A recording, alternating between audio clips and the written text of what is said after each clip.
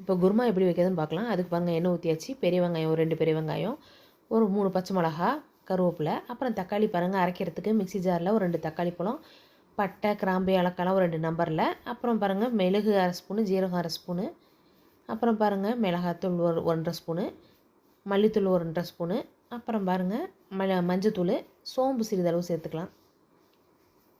இப்போ கொஞ்சமாக தண்ணி ஊற்றிக்கலாம். அரைச்சிடலாம் நைஸ் பேஸ்ட்டாக. இப்போ பாருங்கள் வெங்காயம் வதங்கிருச்சு. இப்போ இஞ்சி பூண்டு வந்து ஒரே ஒரு ஸ்பூன் ஃபுல்லாக சேர்த்துக்கலாம். அப்புறம் பாருங்கள் உருளைக்கிழங்கு பொடி சரிஞ்சு போட்டேன், உப்பு போட்டேன். அப்புறம் அரைச்ச பேஸ்ட்டை சேர்த்து நல்லா வதக்கிடலாம். அப்புறம் தண்ணி ஊற்றி சிறிதளவு தண்ணி ஊற்றி ஒரு 2 விசில் இல்லை 3 விசில் விட்டுறலாம். அப்புறம் பாருங்கள் ஒரு தேங்காய் ஃபுல்லாக மிக்ஸி ஜாரில் பேத்து போட்டாச்சு, அதையும் அரைச்சிடலாம். இப்போ பாருங்கள் உருளைக்கிழங்கு நல்லா வெந்துருச்சு. இப்போ அரைச்ச தேங்காயை ஊற்றி தேவையான தண்ணி சேர்த்துக்கலாம். இப்போ கொத்தமல்லி தழை சேர்த்து கொதிக்க விட்டு இறக்கியாச்சு. நல்லா டேஸ்ட்டான உருளைக்கிழங்கு குருமா ரெடி ஆகிடுச்சு. இட்லி, தோசை, சப்பாத்தி, பரோட்டாக்கெலாம் செம்ம டேஸ்ட்டாக